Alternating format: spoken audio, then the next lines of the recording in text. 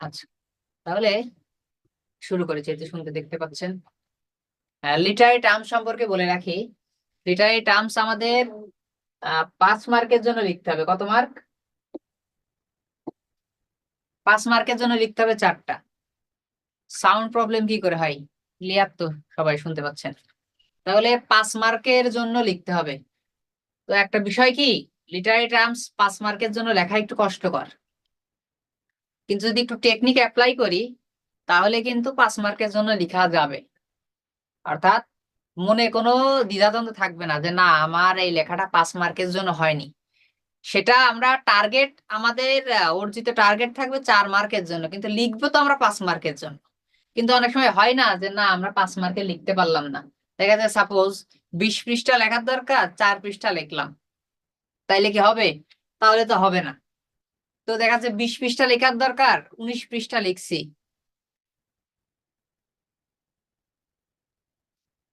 20 পৃষ্ঠা লেখার দরকার, দেখা যাচ্ছে যে কি বলে 19 পৃষ্ঠা লিখেছি। তখন মনে একটু দেখা যাচ্ছে কম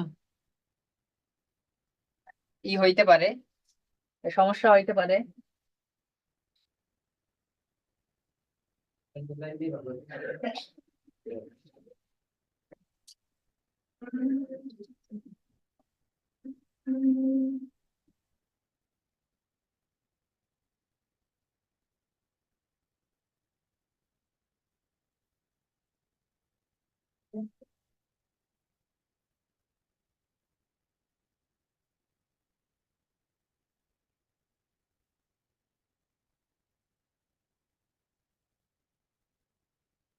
তাহলে সাউন্ড নাকি কম শোনা যাচ্ছে, দেখেন তো কি বলে। হুম, কি সবাই না তাহলে একজন?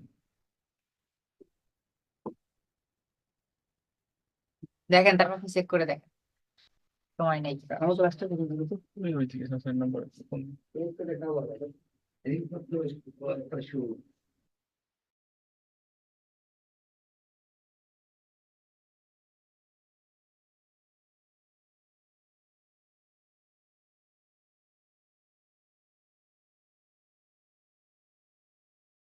তাহলে আমাদের 5 মার্কের জন্য লেখা, আমরা যে প্যাটার্নে লিখবো কষ্টকর হবে না। কোন প্যাটার্নে আমরা লিখবো?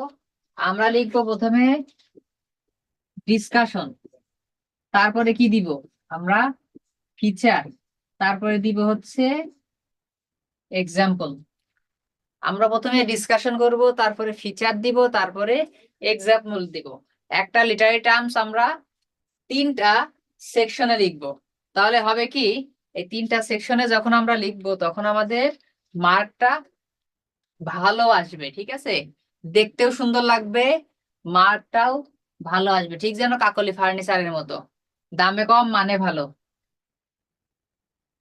তাহলে আমরা শুরু করি। এমন না যে সবগুলোতে হচ্ছে ফিচার থাকবে, উম, প্রত্যেকটাতেই 3টা করে আমাদের রাখতে হবে, 3টা পয়েন্ট আকারে রাখতে হবে। কিন্তু দেখা যাচ্ছে অনেক সময় অনেকগুলোর এক্সাম্পল খুঁজে পাওয়া যায় না, এমন আছে যে এক্সাম্পল মানে পাওয়া যায় না। ঠিক আছে, ওইগুলো অত গুরুত্বপূর্ণ না, এক্সাম্পল পাওয়া যায় না। সো ওই ক্ষেত্রে আমরা এক্সাম্পল দিব না। ঠিক আছে, ওই ক্ষেত্রে আমরা কি করব না, এক্সাম্পল দিব না। আর আলোচনা করতে করতে সব ক্লিয়ার হয়ে যাবে। তো মোস্ট ইম্পর্টেন্ট যে বিষয়টা, সেটা হচ্ছে যে লিটারি টার্মস ঠাড়া মুখস্থ করতে হবে। লিটারি টার্মস ঠাড়া মুখস্থ করতে হবে। এখানে বোঝার খুব কম অপশন আছে, কারণ আমি যখন কি বলে ফিগার অফ স্পিচ করব, তখন তো আমাকে অবশ্যই বুঝতে হবে। না বুঝলে তো আমি আইডেন্টিফাই করতে পারবো না, ব্যাখ্যাও দিতে পারবো না। কিন্তু এখানে কিন্তু আমার আইডেন্টিফাই করা বা ব্যাখ্যার কিছু নাই, এখানে আমাকে টিকা আকারে লিখতে হবে, তাই তো? 5 পৃষ্ঠার জন্য, সরি, 5 নম্বরের জন্য অনেকের প্রশ্ন থাকে কতটুকু লিখবেন। তো এটা যদি আপনার 1 পৃষ্ঠার একটু বেশি হয় সেটা ভালো হয়। 1 পৃষ্ঠা থেকে যদি একটু বেশি হয় তাহলে ভালো হয়। ঠিক আছে, এখন মনে হতে পারে 1 পৃষ্ঠা কি করে হবে, হবে, কারণ 3টা পয়েন্ট আকারে দেয়া তো, 1 পৃষ্ঠা হবে, কোনো সমস্যা হবে না। তাহলে আমরা দেখি, প্রথমে আমাদের আছে এপিক। তাহলে এপিক কি? An epic is a poem An epic poem is a long narrative poem that is usually about heroic deeds and events that are significant to culture of the poet. অর্থাৎ এপিককে আমরা সবাই কি জানি, সংক্ষেপে আমরা জানি যে লং ন্যারেটিভ পোয়েম, ঠিক আছে, অর্থাৎ খুবই কি বর্ণনামূলক একটি বড় ধরনের একটি কবিতা আমরা এপিককে জানি। তাহলে এপিকের ক্ষেত্রে আমরা দেখছি যে ন্যারেটিভ পোয়েম, আবার কি বলছে that is usually about heroic deeds, যেখানে কি থাকে বীরত্বপূর্ণ কৃতিত্ব বা কৃতিত্বপূর্ণ কর্ম থাকে, ঠিক আছে, বীরত্বপূর্ণ বা কৃতিত্বপূর্ণ কর্ম দেখানো হয় কার, হিরোর। Events that are significant to culture of poet, এবং এমন কিছু কি কি দেখানো হয়, ইভেন্টস দেখানো হয়, সিগনিফিকেন্ট ইভেন্ট দেখানো হয় যেটা রাইটারের কালচারের সাথে কি, হ্যাঁ স্কুলের জন্য। আমি জানি না এখন ইকরা, আপনি একটু সামনে আসেন, কথা বলি।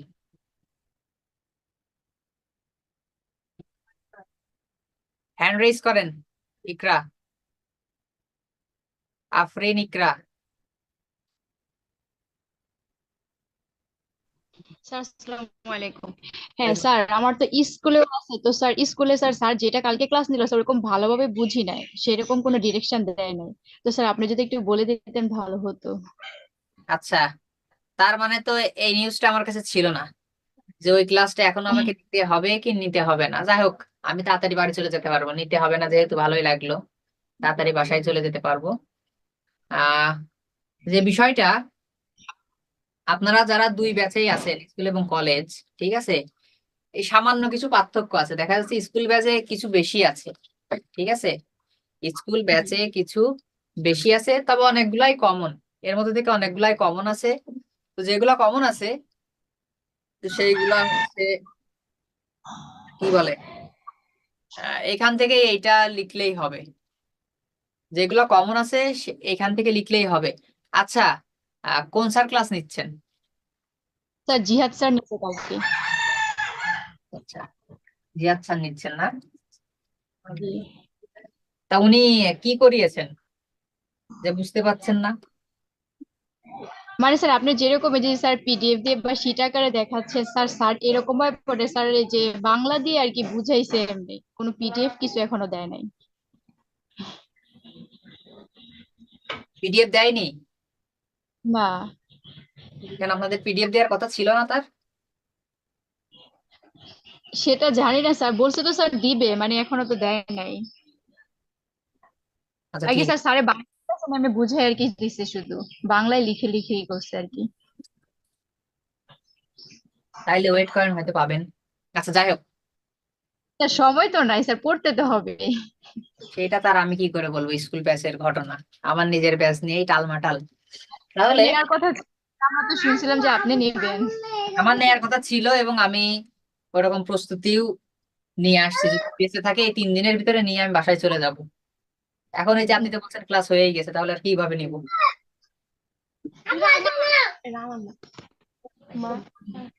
ঠিক আছে, তাহলে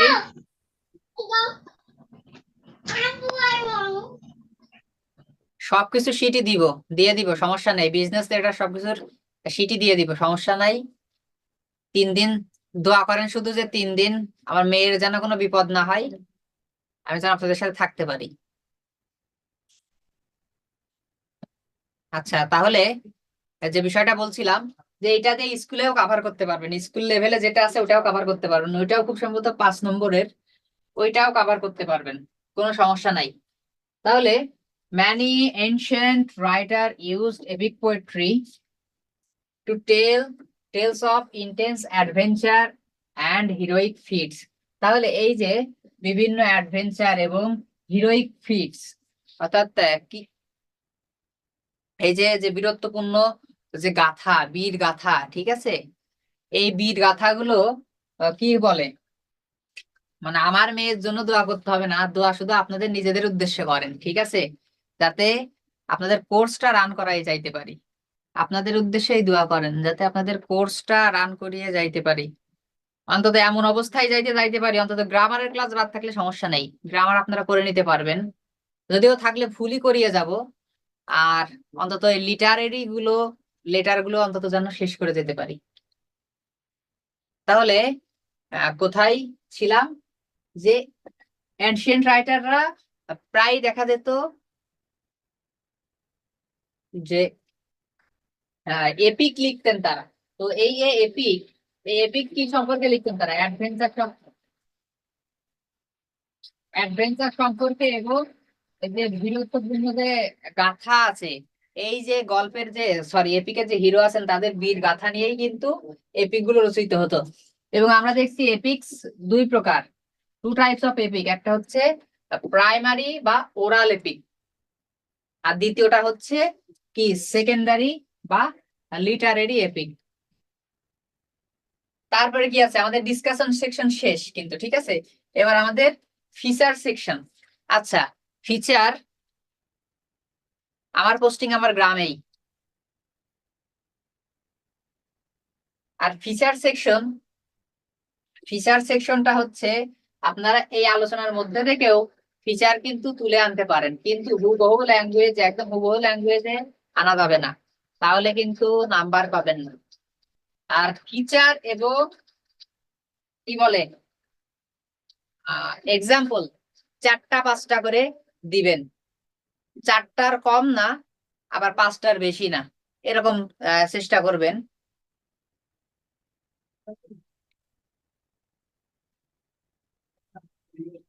তাহলে the hero is a figure of great national importance. তাহলে এপিকের ক্ষেত্রে আমরা কি দেখি?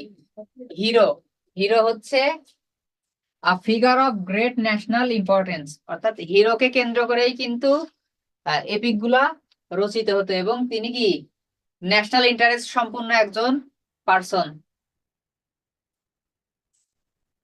মানে এটাতে বোঝানো হচ্ছে গুরুত্বপূর্ণ, জাতির জন্য গুরুত্বপূর্ণ একজন লোক। দ্বিতীয় কি বলা হচ্ছে?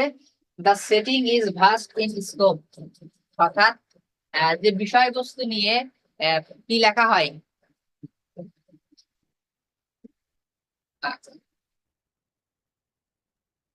যে সিলেবাস নিয়ে এপিক লেখা হয়, সিলেবাস বলছি, মানে যে বিষয়বস্তু বা পরিধি, এই পরিধি কিন্তু ব্যাপক। আচ্ছা, আপনাদের কি কোনো সাউন্ড সমস্যা হচ্ছে? মানে আদার্স কোনো সাউন্ড শুনতে পাচ্ছেন?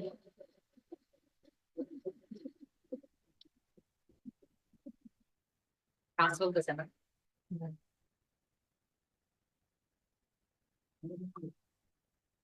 যাক, আপনারা না শুনতে পাইলেই হইলো, কারণ আমার তো ঢালাপালা হয়ে যাচ্ছে।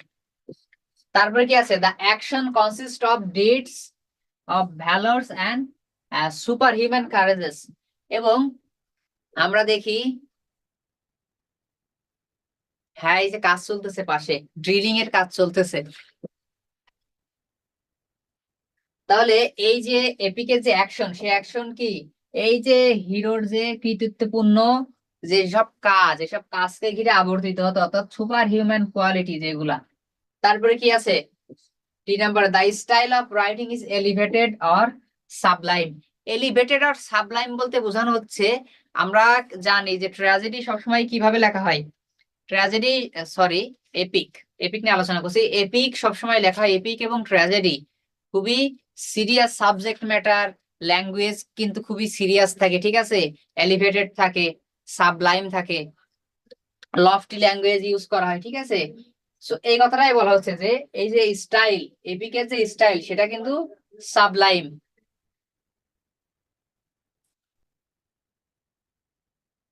তাই বলা হয়েছে ইট ইউজেস এপিক সিমিলি, অর্থাৎ এখানে লিটারি টার্মসের 2টা ক্লাস হবে, এখন একটা, কালকে আর একটা, 2 পার্টে। It uses the epic simile, it uses the epic simile, অর্থাৎ এখানে আমরা দেখি যে এক ধরনের সিমিলি ইউজ করা হয়, যেটাকে এপিক সিমিলি বলে। আচ্ছা, এক্সাম্পল, এক্সাম্পলের মধ্যে আমরা দেখি, দেখেন কত সুন্দর করে 3টা পার্টে আপনাদের সামনে তুলে ধরেছি। কি মন ভালো লাগছে না? খুশি হননি আপনারা? স্টাইল দেখেই তো খুশি হয়ে যাওয়ার কথা।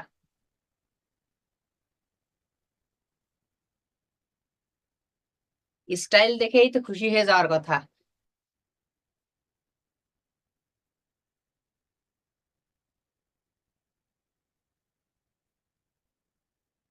আর খুব সম্ভবত এই ব্যাচেরই স্টুডেন্ট আমিনা আক্তার, তারপরে মানিক, এদেরকে এদেরকে মানে মানে এদেরকে বলতে সব স্টুডেন্টদেরকে, এরা একটু নিয়মিত দেখতাম তো, মানে আমি মন থেকে মন থেকে এদেরকে খুব ভালো জানতাম, কিন্তু এদের যে কমেন্ট গুলো দেখলাম, এই কমেন্ট গুলো দেখে আমি খুবই আশাহত।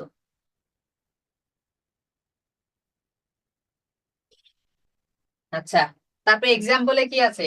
Iliad and Odyssey by Homer, ঠিক আছে, Aeneid by Virgil, Paradise Lost by Milton, তারপরে দা মহাভারত বাই বেদব্যাস। অবশ্যই পয়েন্ট আউট করে লিখতে হবে, তিনটা পার্টি এভাবে পয়েন্ট আউট করে লিখবেন, তিনটা পার্টি এভাবে পয়েন্ট আউট করে লিখবেন।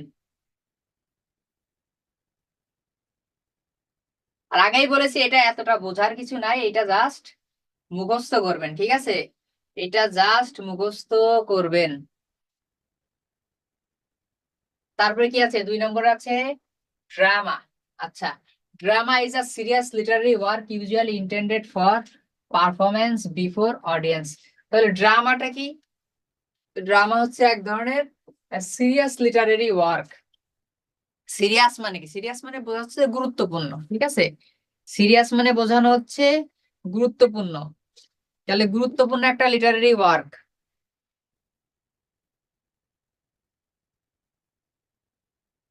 তাহলে এই যে গুরুত্বপূর্ণ লিটারারি ওয়ার্ক, যেটা কি অডিয়েন্সদের সামনে পারফর্ম করা হয়, ঠিক আছে, পারফর্মের মানে উদ্দেশ্যে তৈরি করা হয়েছে, ঠিক আছে, যেটা অডিয়েন্সের সামনে পারফর্ম করার উদ্দেশ্যে তৈরি করা হয়েছে। Eight is a Literary form design for theatre.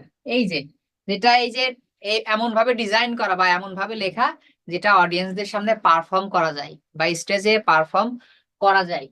Comedy, tragedy, chronicle plays, masque, miracle and morality plays আর ড্রামাটিক স্পেসিস। অর্থাৎ যে নামগুলো বললাম এইগুলো হচ্ছে ড্রামার কি সাব পার্ট। সাব পার্ট বলতে ড্রামার অংশ এইগুলা। যে ট্র্যাজেডির কথা বলি, কমেডির কথা বলি, এগুলো এক ধরনের নাটক বা প্লে যাই বলি, মোরালিটি প্লে, মাস্ক, ফার্স, এই সবগুলোই কি নাটকের এক একটা প্রকারভেদ। তাই বলা হচ্ছে act, atmosphere, chorus, plot, character, setting, soliloquy, dramatic illusions আর ড্রামাটিক কম্পোনেন্টস আরো আছে, ঠিক আছে। এই যে বিষয়গুলো, পরের যে বিষয়গুলো এক থেকে শুরু করে যেগুলো বলা হলো, এগুলো হচ্ছে নাটকের উপাদান। ইনশাল্লাহ 3 দিনের মধ্যে কোর্স শেষ হয়ে যাবে, কারণ 4 দিন 4 ঘন্টা করে ক্লাস। এমনও হতে পারে যে 4 ঘন্টা ক্লাস, সকালে 4 ঘন্টা ক্লাস করলেন, আবার রাত 9টা 10টায় আবার আর একটা 2 ঘন্টার ক্লাসও করা লাগতে পারে, এরকমও লাগতে পারে। তারপরে কি আছে আমরা একটু দেখি। Although play is often used as a synonym for drama, the two terms differ slightly in meaning. অর্থাৎ আমরা সবসময় প্রায় কি করি, ড্রামা এবং কি বলে প্লে, এই দুইটা শব্দকে অনেকটা একই রকম করে বলি, যে প্লে মানেও নাটক, ড্রামা মানেও নাটক, ঠিক আছে, প্লের পরিবর্তে ড্রামা ইউজ করি, ড্রামার পরিবর্তে প্লে ইউজ করি, কিন্তু এখানে কি আছে, এখানে একটু সামান্যতম পার্থক্য আছে, খুব বেশি যে দুনিয়া উল্টানোর মতো পার্থক্য না, এরকম না, সামান্য পার্থক্য আছে। অর্থাৎ এই যে ড্রামা, মূল হচ্ছে ড্রামা, এই ড্রামাটা যখন মঞ্চায়িত হয় তখন প্লেতে কনভার্ট হয়, ঠিক আছে, ড্রামাটা যখন মঞ্চায়িত হয় তখন সেটা প্লেতে কনভার্ট হয়, কিন্তু যখন বই আকারে থাকে ওটাকে আমরা ড্রামা বলি, কিন্তু যখন ওটা মঞ্চায়িত হয় ওটা হয়ে যায় কি প্লে।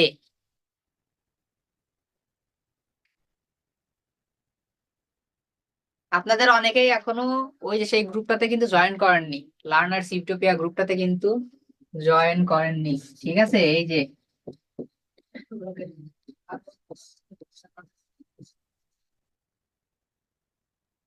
গ্রুপটাতে কিন্তু এখনো অনেকে জয়েন করেননি, কিছু কিছু লোক করেছেন কিন্তু অনেকেই করেননি, এটাই জয়েন করে থাকবেন।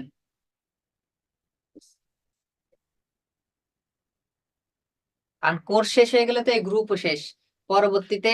হ্যাঁ হ্যাঁ হ্যাঁ, ফেসবুকে। আমি খুব বিজি ছিলাম, বিজি বিজি ছিলাম বলতে কারে বোঝায়, খুব বিজি, এখনো বিজি। মেয়ে হাসপাতালে রেখে আপনাদের ক্লাস নিতে আসছি।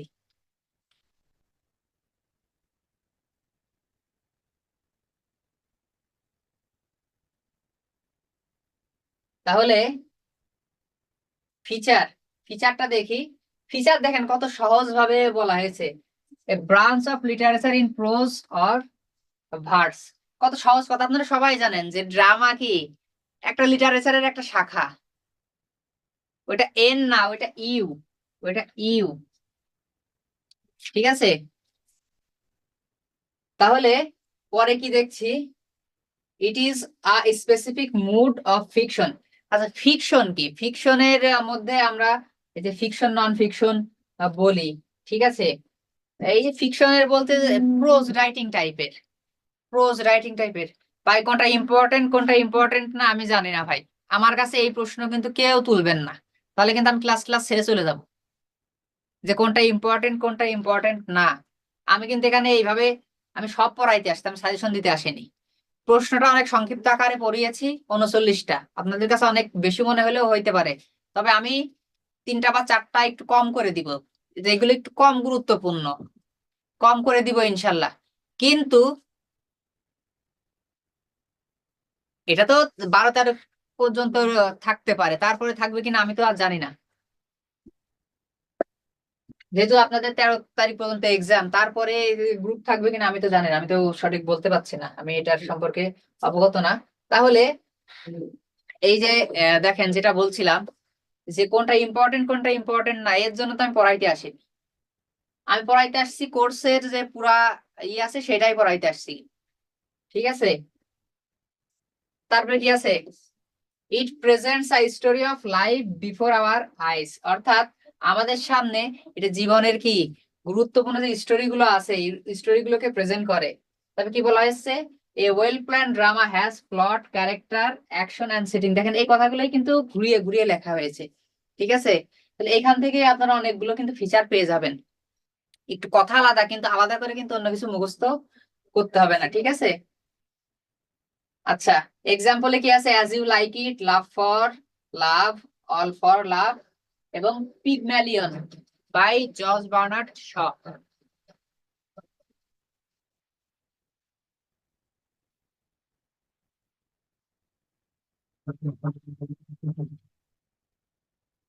তারপরে কি আছে, নোভেল। আচ্ছা নোভেল কি, আর novel is an extended narrative in prose. Extended narrative, narrative কি বর্ণনামূলক আখ্যান, ঠিক আছে, এগুলো হচ্ছে ন্যারেটিভ। আর এক্সটেন্ডেড ন্যারেটিভ বলতে বোঝানো হচ্ছে যে একটু বিস্তৃত আকারে।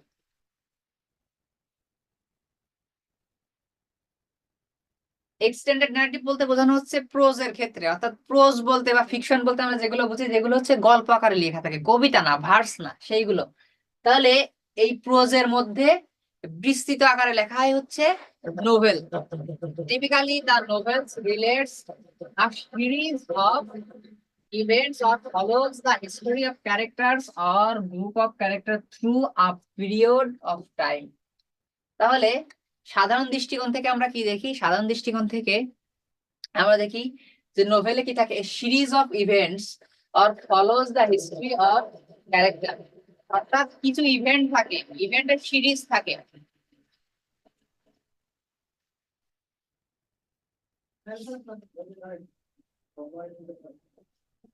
সিরিজ বলতে দেখা যাচ্ছে হয় না যে যারা এই যে ওয়েব সিরিজ দিয়ে বুঝাইলে ভালো বুঝবেন, ওয়েব সিরিজ 5-7টা পর্ব মিলে, 5-7টা পর্ব মিলে একটা টোটাল প্যাকেজ।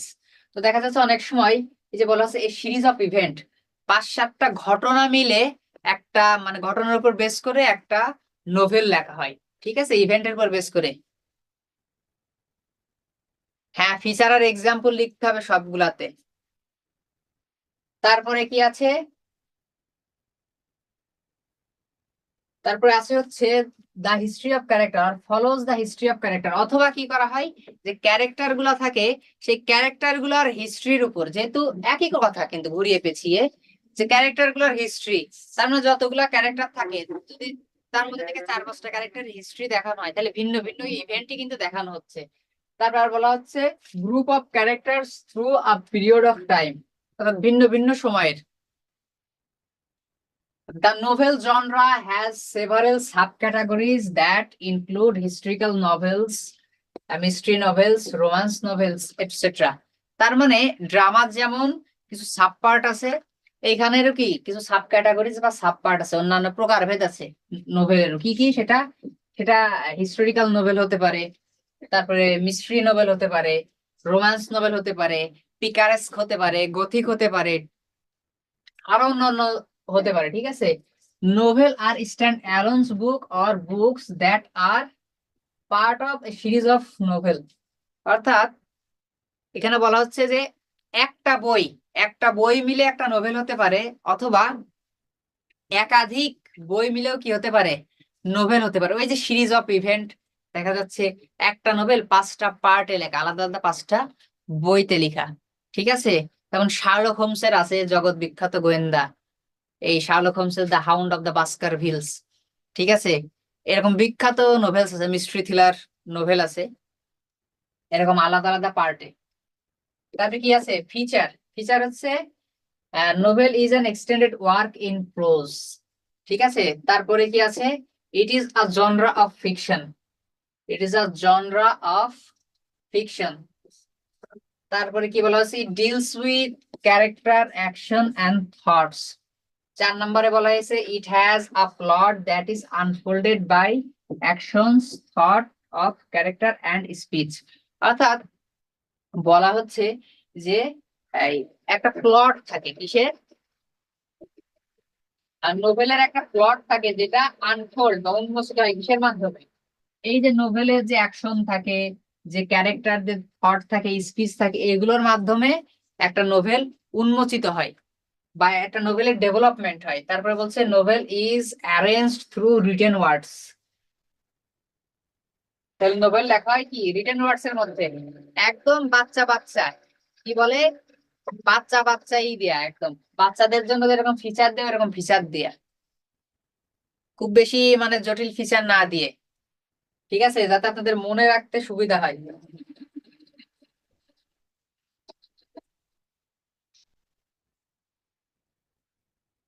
তবে কি আছে? এক্সাম্পলস আছে great expectation by Charles Dickens, Tom Jones by Henry Fielding, Pamela by Richardson, wuthering heights by Emily Bronte. তারপরে কি আছে? ট্র্যাজেডি। তারপরে আছে হচ্ছে ট্র্যাজেডি। তাহলে ট্র্যাজেডিতে আমরা কি দেখি? Tragedy is a form of drama which stages the fall of superior human being from the zenith of his success to the nadir of his misery for some inherent defect in his character. তাহলে আমরা দেখি যে tragedy, তাহলে tragedy কি? Tragedy, comedy, এগুলো তো আমরা দেখে আসলাম যে ড্রামার একটা পার্ট বা প্রকারভেদের মধ্যে পড়ে, তো সেটাই লেখা হয়েছে tragedy is a form of drama. Tragedy is a form of drama, যেটা মঞ্চায়িত করা হয়, তাই তো, which stages the fall of superior human being, যেখানে দেখানো হয় যে সুপিরিয়র হিউম্যান বিংটা কি? হিরো। কারণ আমরা জানি যে ট্র্যাজেডিতে যিনি হিরো তিনি কি? Superior human being. তার জন্ম বা তার অবস্থান কি? খুবই হাই লেভেলের থাকে, তাই তো, তার জন্ম বা তার অবস্থান কি থাকে? হাই লেভেলের থাকে। হয় তিনি রাজার ছেলে থাকেন, না হলে তিনি রাজা থাকেন, না হলে তিনি গুরুত্বপূর্ণ পদে অধিষ্ঠিত কোনো ব্যক্তি থাকেন, এরকম থাকে। অর্থাৎ সুপিরিয়র বিং যেটাকে বলা হচ্ছে, ফ্রম দা জেনিথ, এবং তার ফল, তার পতনকে দেখানো হয়। ঠিক আছে, যে তার পতনকে দেখানো হয়। কিসের পতন? তিনি যে সাকসেসের চূড়ায় অবস্থান করেন সেখান থেকে কি তার দুঃখ কষ্টে যে পতিত হন সেই জার্নিটাকে দেখানো হয়, এবং যে এই দুঃখ কষ্টে বা তার দুর্দশায় তিনি পতিত হন কিসের কারণে? ইনহিরেন্ট ডিফেক্ট, তার মধ্যে যে ডিফেক্ট থাকে বা খুঁত থাকে, প্রত্যেকটা মানুষের মধ্যে তো খুঁত থাকে, তো তার যে ভুল বা মিস্টেক বা ট্রাজিক ফ্ল থাকে, এই ফ্লর কারণে তিনি যে কি হন? পতিত হন। ঠিক আছে, দুঃখ দুর্দশায় পতিত হন, এবং তার এই জার্নিটার উপরেই কিন্তু ট্র্যাজেডি আবর্তিত হয়। The term tragedy comes from the Greek word tragoidia, which means God song. অর্থাৎ ট্র্যাজেডি কোথা থেকে এসেছে এই শব্দটা? ট্রাগয়েডিয়া, গ্রিক শব্দ ট্রাগয়েডিয়া থেকে এসেছে, যার অর্থ হচ্ছে গড সং, গড সং। তারপরে the tragic hero has some error, অর্থাৎ ট্র্যাজিক হিরোর এই যে ডিফেক্টের কথা বলা হয়েছে, যে তার কিছু কি থাকবে, এরর থাকবে, or frailty in judgment, as a result of which moves happiness to misery. অর্থাৎ তার এই যে দুঃখ দুর্দশায়, দুঃখ দুর্দশার সূত্রপাত হয়তো তার ভুল থেকে, কারণ তিনি ভুল করেন বলেই দুঃখ দুর্দশায় কি পতিত হন।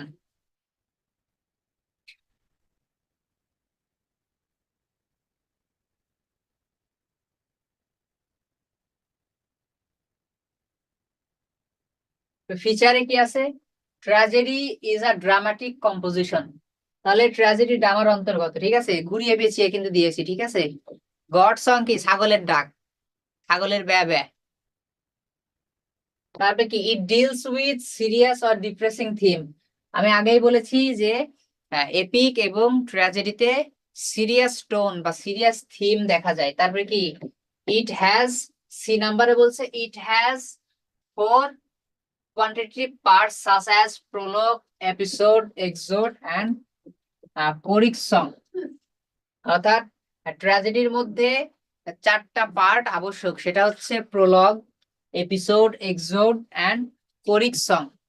তারপরে কি আছে? The tragic hero falls from prosperity to disaster for his hamartia or tragic flaw. অর্থাৎ যে হিরো থাকে, ট্র্যাজিক হিরো, উনি কি করেন, এই যে প্রসপারিটি থেকে, অর্থাৎ তার যে সুখ সমৃদ্ধি, তার যে সাকসেস, সেখান থেকে তিনি ডিজাস্টারে পতিত হন তার হ্যামারশিয়ার কারণে। Tragedy has sad ending. ট্র্যাজেডির কি আছে? একটা স্যাড এন্ডিং আছে, তাই তো? কি সহজ দেখেন। তারপরে এক্সাম্পলে কি আছে? The Indian empire by John Dryden, Spanish tragedy by Thomas Kyd, Hamlet by Shakespeare, duchess of Malfi by John Webster.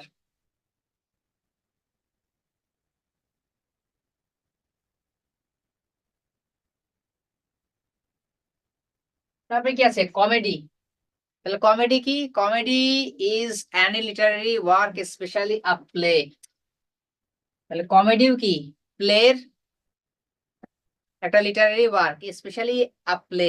অর্থাৎ প্লের মধ্যে আমরা দেখছি যে কমেডি ট্র্যাজেডি, তার মানে প্লের একটা পার্ট হচ্ছে বা আর এক ধরনের জনরা হচ্ছে প্লের মধ্যে, সেটা হচ্ছে comedy, which deals with humorous familiar events and the behaviour of ordinary people speaking the language of ordinary people. এখানে আমরা দেখি কমেডি আর ট্র্যাজেডি একে অন্যের কিন্তু মানে বিপরীত। কারণ কমেডির মধ্যে আমরা কি দেখি? কমেডির মধ্যে দেখি যে এই যে বলছে যে ডিলস উইথ হিউমারাস, তার মানে হাস্যরসের একটা বিষয় থাকে।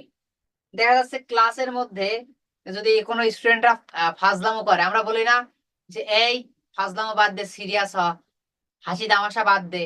তার মানে কি? আমরা জানি যে হাসি তামাশা, যে কৌতুক, এগুলো কোনো সিরিয়াস কিছু না, এগুলো সিরিয়াসের বিপরীত। আর এই বিপরীত দুইটা জিনিসই কি কমেডি এবং ট্র্যাজেডির অন্তর্ভুক্ত। ট্র্যাজেডিতে আমরা দেখি সিরিয়াস থিমের উপরে লেখা, এবং ট্র্যাজেডিতে দেখি, কমেডিতে দেখি যে খুব বেশি সিরিয়াস থিম কিন্তু আমরা ইউজ করি না, হিউমারাস থিম ইউজ করা হয়। আর সেখানে কি দেখা যায়? Boss give me 2K, give me 2K, একটু পরে দিতে আসি। হ্যাঁ, 1K হবে। আচ্ছা 1 মিনিট, একটু ওয়েট করেন।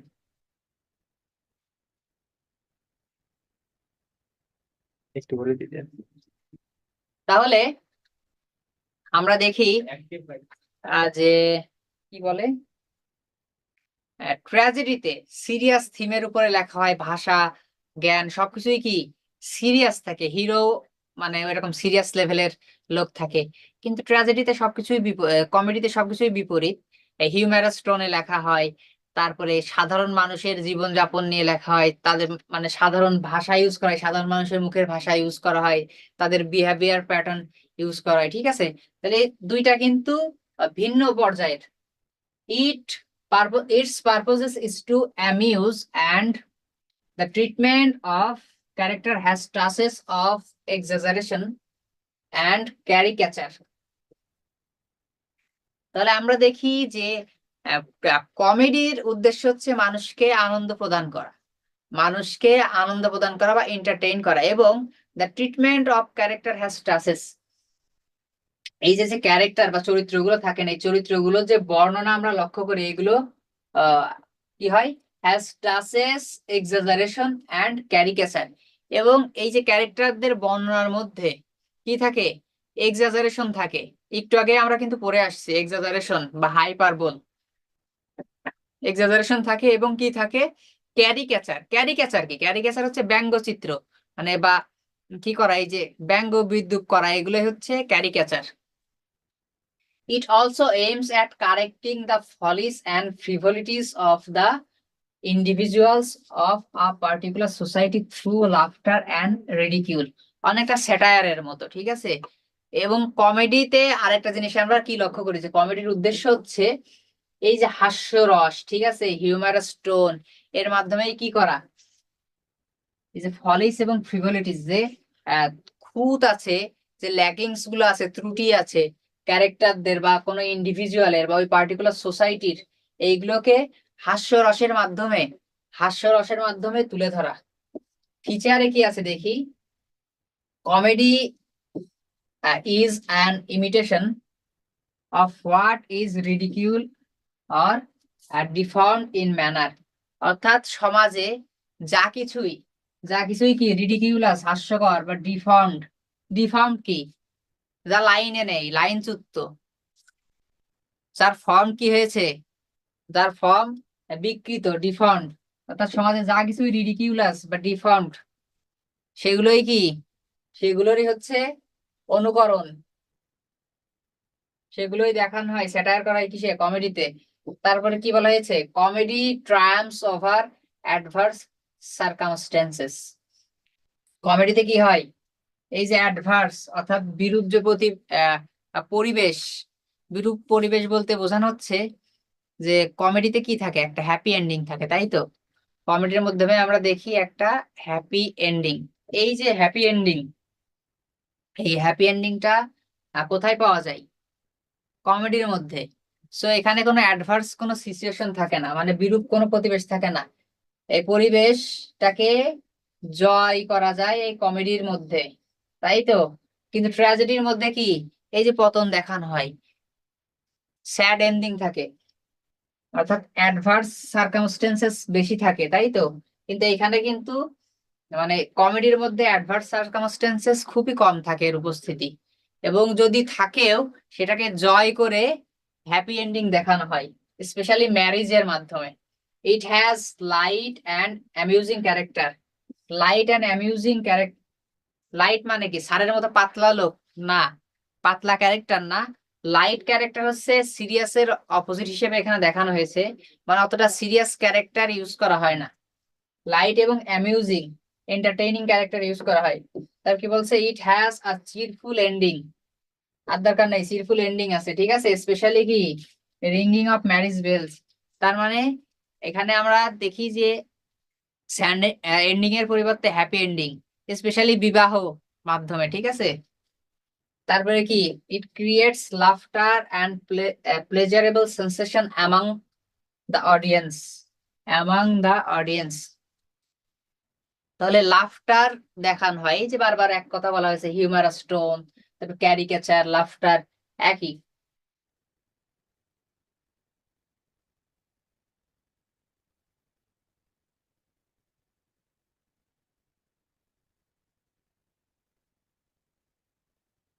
তাহলে এক্সাম্পলে কি আছে,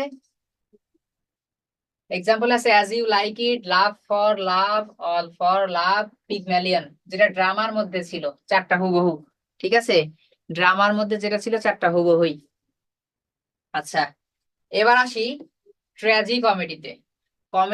ট্র্যাজেডি হলো, ট্র্যাজি কমেডিতে আসি। তাহলে ট্র্যাজি কমেডিটা কি, tragi comedy is a kind of play, তার মানে এটাও এক ধরনের প্লের একটা ভার্সন, তাই তো। Tragicomedy is a kind of play in which tragic and comic sense are mingled. অর্থাৎ ট্রাজিক সিনও থাকে, কমিক সিনও কি থাকে। আচ্ছা, ট্র্যাজিকমেডি ট্র্যাজেডি না কমেডি বলেন তো দেখি। এই যে ড্রামার যেমন পার্ট থাকে, একটা কথা মনে রাখেন, এই যে ড্রামা, এই ড্রামার অনেকগুলো পার্টই আছে। তার মধ্যে একটা হচ্ছে ট্র্যাজেডি, একটা হচ্ছে কমেডি। এই ট্র্যাজেডিরও আবার কি পার্ট আছে, আবার এই কমেডিরও কি পার্ট আছে। তাহলে এই ট্র্যাজি কমেডি কিসের মধ্যে পড়ে, ট্র্যাজেডির মধ্যে পড়ে না কমেডির মধ্যে পড়ে, কেউ কি বলতে পারবেন?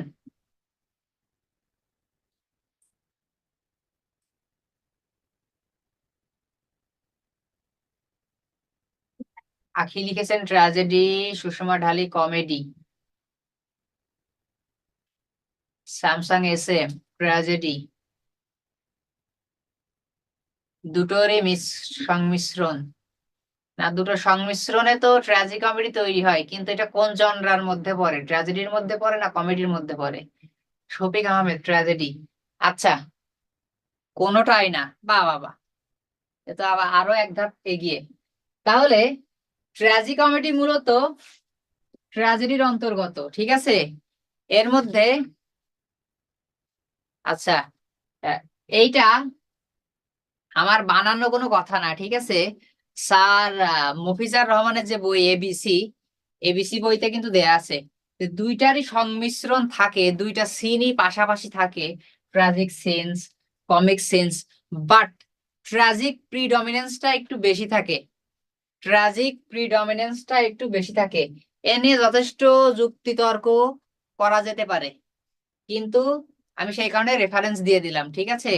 সেই কারণে আমি রেফারেন্স দিয়ে দিলাম, যেহেতু ট্র্যাজেডি কমেডির মধ্যে ট্র্যাজিক প্রিডমিনেন্স একটু বেশি থাকে, দুইটা সিনই থাকে কিন্তু ট্র্যাজিক প্রিডমিনেন্সটা একটু বেশি থাকে। It violates the classical rules of writing pure tragedy or pure comedy, যেটা, যেহেতু এটা থার্ড জেন্ডার, পিওর ট্র্যাজেডিও না পিওর কমেডিও না, ঠিক আছে। সো এটা কি করে, যে ক্লাসিক্যাল রুলস, রাইটিং এর যে ক্লাসিক্যাল রুলস সেটা কিন্তু ভঙ্গ করেছে। According to the classical theory of drama, grand theme and upper class theater characters are appropriate to tragedy, and low subject and low people are fit for comedy. একটু আগে যে কথাগুলো বললাম, characters, action and plot in tragedy are not absolute but non-judgmental. অর্থাৎ এই যে tragi comedy, ঠিক আছে, ট্র্যাজি কমেডির যে কি থাকে, ক্যারেক্টার বা অ্যাকশন যেগুলো থাকে, এইগুলা কি এক প্রকার নন জাজমেন্টাল। মানে এই যে আমরা এখন দ্বিধায় পড়ে গেছি না, যে কমেডি হবে না ট্র্যাজেডি হবে, ঠিক আছে, এটা কমেডির ভিতরে ফেলবো না ট্র্যাজেডির মধ্যে ফেলবো, এই যে দ্বিধাদ্বন্দ্ব, এই দ্বিধাদ্বন্দ্ব কিন্তু লক্ষ্য করা যায়। তারপর কি আছে ফিচার, ফিচারে কি আছে, tragic comedy is a mixture of tragedy and comedy, it presents realistic characters, it showed friendship and love through dangers, through danger. আর ডি নাম্বার হচ্ছে characters in tragic comedies often have depth. সবগুলোই কিন্তু মোটামুটি সহজ। আর এই tragic কমেডির প্রবর্তক কে, tragic কমেডির প্রবর্তক কে? The merchant of Venice by William Shakespeare, endgame by Samuel Beckett, the dumb waiter by Harold Pinter, uncle Vanya by Anton Chekhov.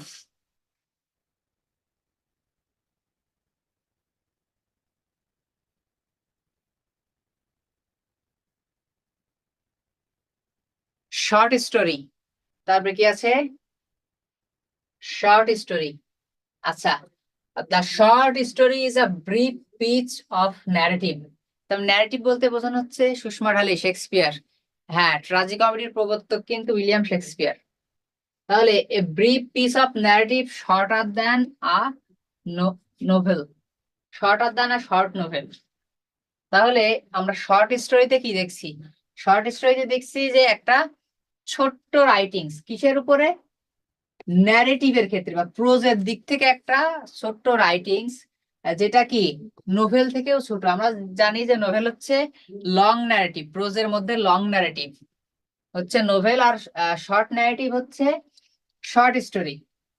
It is a short prose fiction about 6 to 10,000 words that can be read in one sitting, usually about a single character and single theme. Short স্টোরিতে যেটা বলা হচ্ছে যে short story কি করা হয়, 6 থেকে 10,000 ওয়ার্ডের মধ্যে লেখা হয়। কিন্তু এটা কিন্তু কোনো সেট প্যাটার্ন না যে আমার 6 থেকে 10,000 ওয়ার্ডের মধ্যেই লেখা লাগবে, যে শুধু 6,000-এই লিখবো বা শুধু 10,000-এ লিখবো, 7,000, যে কোনো প্যাটার্ন হতে পারে, ঠিক আছে। এর কোনো কিন্তু সেট ওইভাবে প্যাটার্ন নাই, কিন্তু লক্ষ্য করা যায় যে 6 থেকে 10,000 ওয়ার্ডের মধ্যে হয়।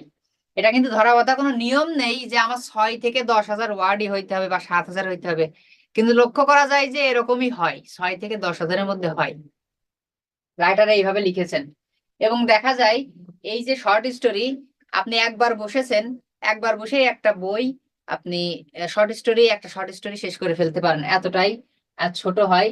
যেখানে কি ফোকাস করা হয় একটা সিঙ্গেল ক্যারেক্টার, মানে ক্যারেক্টার শর্ট স্টোরিতে যে একটা থাকে তা না, তবে একটা সিঙ্গেল ক্যারেক্টারের উপর বেস করেই কিন্তু মানে গুরুত্বপূর্ণ একটা ক্যারেক্টারের উপর বেস করেই কিন্তু শর্ট স্টোরি আবর্তিত হয়। এবং এর থিমও কি থাকে, সিঙ্গেল থাকে। It has 4 major components such as plot, setting, characters, and theme. Plot, setting, character, and theme. তাহলে 4টা মেজর কম্পোনেন্ট কি, প্লট থাকে, সেটিং থাকে, ক্যারেক্টার থাকে এবং থিম থাকে। আবার কি বলা হচ্ছে, there must have rising action, climax, falling action, conflict in the plot of short story. এবং এর মধ্যে যেহেতু 4টা কম্পোনেন্ট অবশ্যই থাকে এবং এর ভিতরে কিছু জিনিস লক্ষ্য করা যায়, সেটা হচ্ছে রাইজিং অ্যাকশন থাকে, ঠিক আছে। তারপরে ক্লাইম্যাক্স থাকে, ক্লাইম্যাক্স একটু আগে আমরা পড়েছি। ফলিং অ্যাকশন থাকে এবং কনফ্লিক্ট থাকে, conflict in the plot of short story. ফিচারের ক্ষেত্রে আমরা কি দেখি, short story is a brief fictional prose narrative. তারপরে হচ্ছে it has a single theme. তারপরে বলা হচ্ছে the theme of short story is sometimes stated আর সামটাইমস ইমপ্লাইড। অর্থাৎ যে থিম, এই থিমটা কিন্তু অনেক সময় কি করা হয়, কি বলে, আহ গুপ্ত থাকে, অনেক সময় কি প্রকাশিত থাকে। এই যে যে থিম, শর্ট স্টোরির যে থিম অনেক সময় কি স্টেটেড অর্থাৎ প্রকাশিত থাকে, অনেক সময় কি থাকে অন্তর্নিহিত থাকে। ইট has a chain of related event. এবং এই যে যে ইভেন্ট গুলো থাকে এইগুলো কিন্তু মানে এর মধ্যে একটা চেইন থাকে, ঠিক আছে, মানে বিচ্ছিন্ন না। আবার বলছে it has no set length. এই যে আমরা 6 থেকে 10,000 ওয়ার্ডের ভিতরে লেখার কথা বলছি, ঠিক আছে, এইটা আমরা মানে বৈশিষ্ট্য থেকে বুঝতে পারি যে এরকম ভাবে লেখা হয়, কিন্তু আসলে এটা কোনো ধরাবাঁধা নিয়ম না, সেটা বোঝাতে চেয়েছি আর কি।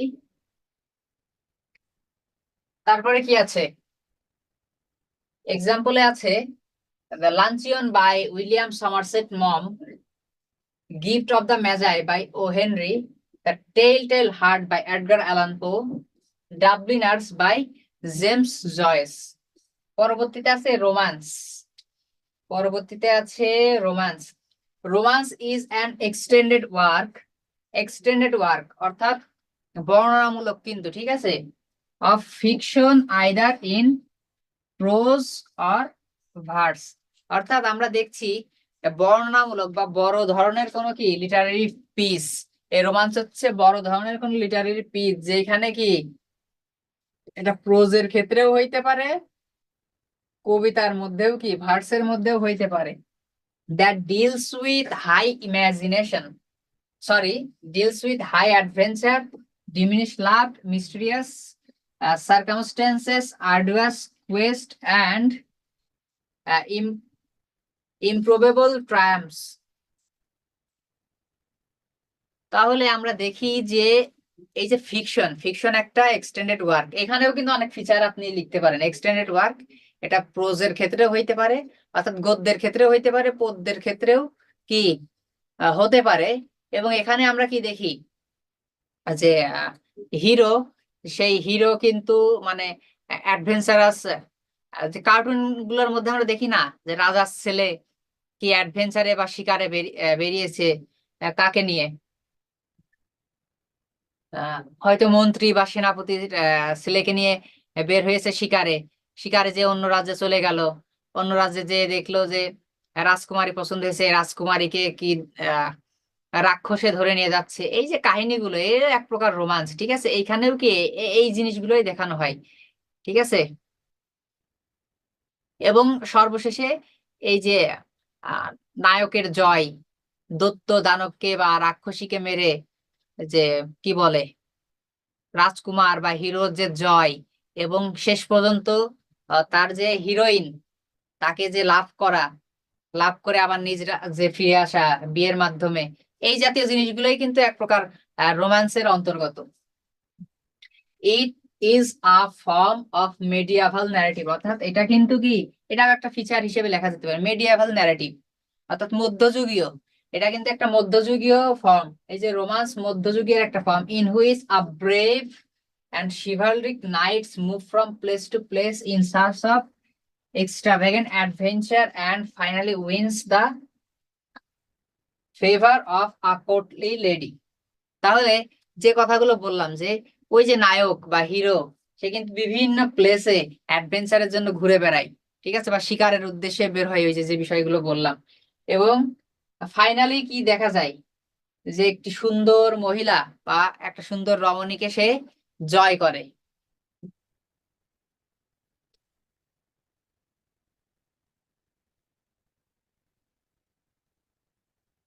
আচ্ছা, ফিচার কি আছে? Romance is a long fictitious tale based on legend. Fictitious অর্থাৎ ফিকশন কে কেন্দ্র করে, যে মানে ইমাজিন, মানে কি বলে, কল্পনাত্মক বা কল্পনার উপর বেস করে লেখা হয়, ঠিক আছে, এমন এক ধরনের story. It is also narrative in verse or pros. It deals with weird and thrilling adventure of chivalric heroes. It has a small episode or group of episodes. তাহলে দেখেন কত সহজ সহজ ফিচার, এবং উপরে দুই তিনটা তো ওর ভিতরেই আছে। একটু ভালো করে এখান থেকে বললেই, উদাহরণগুলো পড়ে নিয়েন, ঠিক আছে?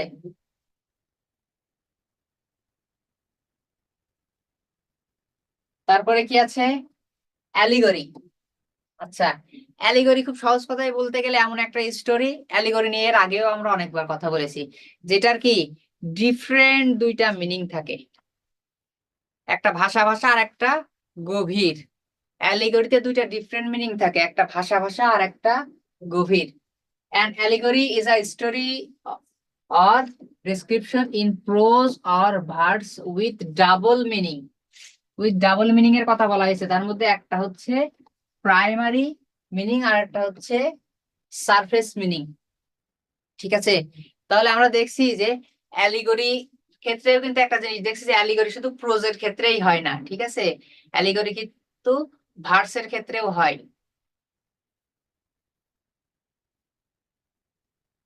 যেমন এই যে কি বলে আপনার দ্য টেম্পেস্ট, এটা কিন্তু হচ্ছে আপনার প্রোজের ভেতরে, এটা একটা অ্যালিগরিক্যাল রাইটিংস। তাহলে কি দেখছি, the secondary or underlying meaning may be moral religious political social or satiric, অর্থাৎ যে ডিপ ডিপ যে মিনিংটা থাকে, যেটা ভাষা ভাষা না, যেটা আমাদের বোঝাতে চাই, সেই মিনিংটা কিন্তু মোরাল হতে পারে, রিলিজিয়াস হতে পারে, পলিটিক্যাল হতে পারে, সোশ্যাল বা স্যাটারিক, যে কোনো কিছুই কিন্তু হতে পারে, যেহেতু অ্যালিগরিক্যাল। আর উপরের ভাষা ভাষা মিনিংটা কিন্তু অন্যরকমই বোঝায়, যেমন গালিভার ট্রাভেলসে আমরা দেখি একটা ট্রাভেলিং এর বর্ণনা, কিন্তু ভেতরে কিন্তু আবার অন্য একটা মিনিং আছে, তাই তো? In allegory the characters are often personified. এবং আরেকটা গুরুত্বপূর্ণ বৈশিষ্ট্য হচ্ছে, অ্যালিগরিতে আমরা কি দেখি, যে ক্যারেক্টার গুলোকে রিপ্রেজেন্ট করা হয়, সেটাকে পার্সনিফাইড করে অন্য অবজেক্ট, কিন্তু একটা হিডেন একটা মিনিং দেয়। যেমন হচ্ছে such abstraction as greed, envy, hope, charity, tolerance, etc. বিষয়টা হচ্ছে, যখন আমরা আহ, কি বলে, এই যে doctor Faustus as a morality play এখানে পড়েছি। এখানে কিন্তু এই মোরালিটি প্লের ক্যারেক্টার গুলো কিন্তু আবার অ্যালিগরিক্যাল থাকে। ওইখানে আমরা দেখেছি যে হেলেনকে দেখানো হচ্ছে যৌনতার প্রতীক হিসেবে দেখানো হচ্ছে, ঠিক আছে, যা ধ্বংস ডেকে আনে। তারপরে আপনার কি ছিল, আপনার এই যে ওল্ড ম্যান ক্যারেক্টারকে কিন্তু ন্যায়পরায়ণতার প্রতীক হিসেবে দেখানো হচ্ছে। মেফিস্টোফেলিসকে দেখানো হয়েছে আপনার বিবেক বর্জিত। বিবেক বর্জিত কি বলে, মানে ক্ষমতার প্রতীক, ঠিক আছে। এই যে বিষয়গুলো, এগুলো কিন্তু অ্যালিগরিক্যাল, ঠিক আছে। এই পার্সোনিফাইড করে দেখানো হয়েছে যে এই ক্যারেক্টার দ্বারা আমি এইটা বোঝাচ্ছি, তো সেইটাই বলা হয়েছে যে এই যে অ্যালিগরির যে ক্যারেক্টার থাকে, অ্যালিগরিক্যাল রাইটিংস এর যে ক্যারেক্টার গুলো থাকে সেগুলো কিন্তু পার্সোনিফাইড ফর্মে থাকে। ফিচারে কি আছে দেখি।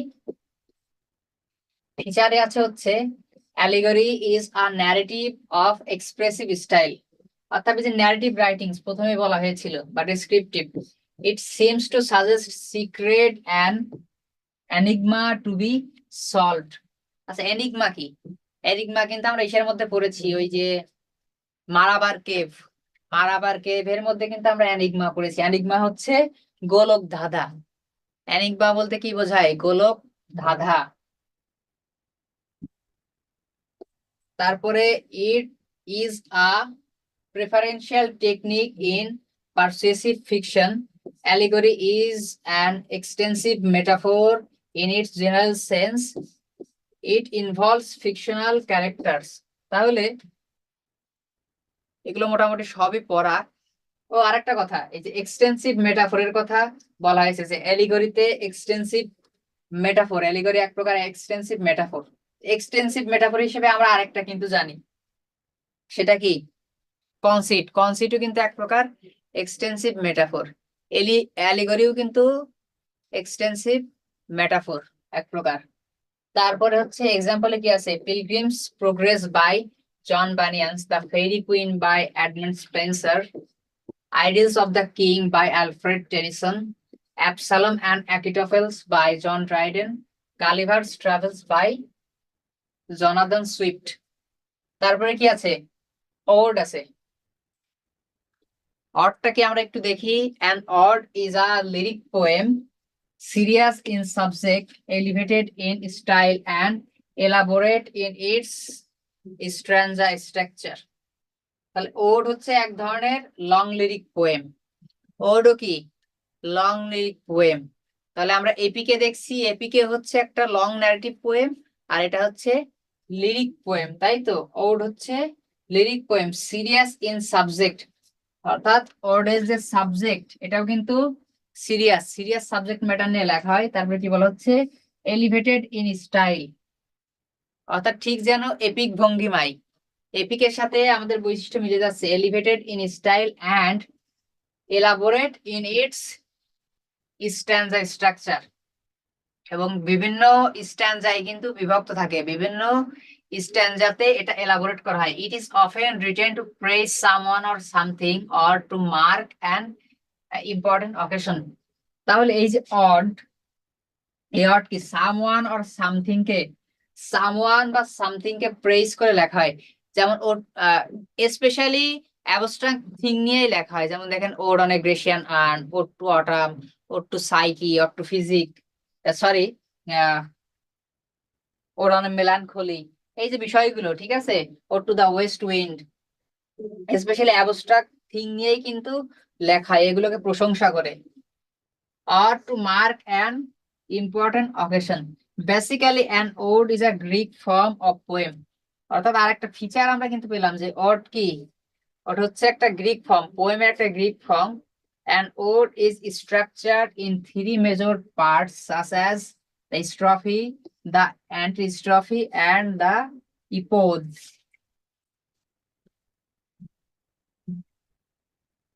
তাহলে দেখলাম যে মূলত এটা গ্রিক ফর্মের কবিতা, এই কারণে এই কবিতাটা একটু কঠিন, একটু কি দুর্বোধ্য টাইপের হয়। ওড একটু দুর্বোধ্য টাইপের হয় যেহেতু গ্রিক ফর্ম, এবং এর যে স্ট্রাকচার সেটা তিনটা ভাগে বিভক্ত, সেটা হচ্ছে স্ট্রফি, অ্যান্টিস্ট্রফি এবং ইপোড। তারপরে কি আছে? Feature, ode is an address to an abstract object or thing. অর্থাৎ এই যে অ্যাবস্ট্রাক্ট অবজেক্ট অর থিং কে ঘিরে লেখা হয় সেটা বললাম। It must have dignified theme, অর্থাৎ এই যে সিরিয়াস সাবজেক্ট ম্যাটারের কথা বলা হয়েছে।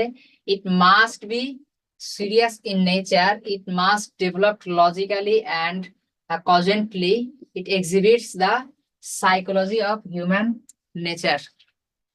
এগুলো আসলে দেখবেন আর মুখস্থ করবেন। ছোট ছোট ফিচার দেয়া আছে, পরে এক্সাম্পল দেয়া আছে, পড়ে নিয়েন।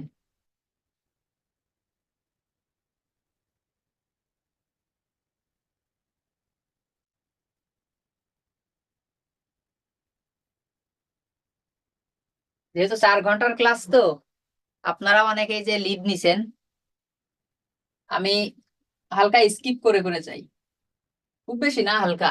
তাহলে ব্যালাড, এবার হচ্ছে ব্যালাড বা গাথা, বা আর কতক্ষণ লাগবে ক্লাস? এই তো 10-15 মিনিট। তাহলে গাথা বা গীতিকা, বা এই যে আমরা যে আমাদের যে পুঁথি সাহিত্য আছে না, ঠিক ওই যে ওই রকম গাথা বা গীতিকা। Ballads typically tells stories of unhappy love affair, domestic tragedies, especially family feuds, murder, and popular outlaws and rebels. অর্থাৎ ব্যালাড এমন এক ধরনের কবিতা যেখানে কি এই যে আনহ্যাপি লাভ অ্যাফেয়ার দেখানো হয়, বা যে ডোমেস্টিক ট্র্যাজেডি, এই ট্র্যাজেডির উপরেও কিন্তু বেস করে এই ব্যালাড কিন্তু লেখা হয়। এর মধ্যে কি কি অন্তর্ভুক্ত থাকে? এই যে ফ্যামিলি ফিউড, অর্থাৎ পারিবারিক যে কলহ, হ্যাঁ, ময়মনসিংহ গীতিকা টাইপের, ময়মনসিংহ গীতিকা, তারপরে যে দস্যু কেনারামের পালা, ওইগুলা, ঠিক আছে। যেখানে অনেক সময় মার্ডারকে কেন্দ্র করেও লেখা হয়। এই যে বলা হচ্ছে এন্ড অফ পপুলার আউটলস। আউটলস কি? ডাকাত। অর্থাৎ ডাকাত বা এই যে বিদ্রোহীদের নিয়েও কিন্তু লেখা হয়। যে দস্যু কেনারামের পালা আছে না, ওই জাতীয় ময়মনসিংহ গীতিকা, দস্যু কেনারামের পালা, এই জাতীয় আর কি। ব্যালাডস আর অফ 3 টাইপস, অর্থাৎ ব্যালাডদের 3 ধরনের টাইপস আছে। একটা হচ্ছে দা ফোক ব্যালাডস, আরটা হচ্ছে দা ব্রডসাইড ballad, and the literary or art ballad. Ballads have folk origin consisting of simple stanzas. তাহলে ফিচারে কি দেখি? Form of verse, it usually has an announcement, it uses common and concise dialect.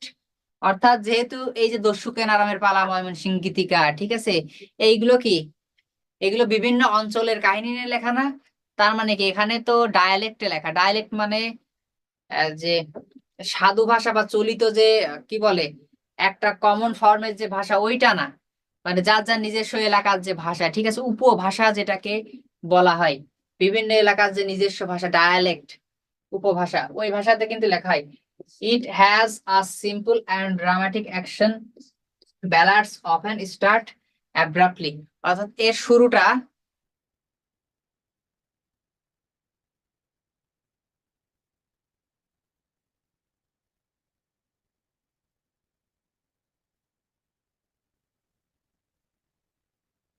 Common না পাওয়া গেলে আর কি করবেন? নাম উল্লেখ করলাম না, এক ভাই প্রশ্ন করছেন যে 39টা প্রশ্ন করলাম, এর মধ্যে থেকে যদি কমন না পড়ে তাহলে স্যার কি করব? আমার কাছে আসলে এর উত্তর নেই। আপনাদের কাছে যদি কারোর উত্তর থাকে, এটা একটু কমেন্টে জানিয়ে দিন তো, দেখি আপনাদের কি উত্তর।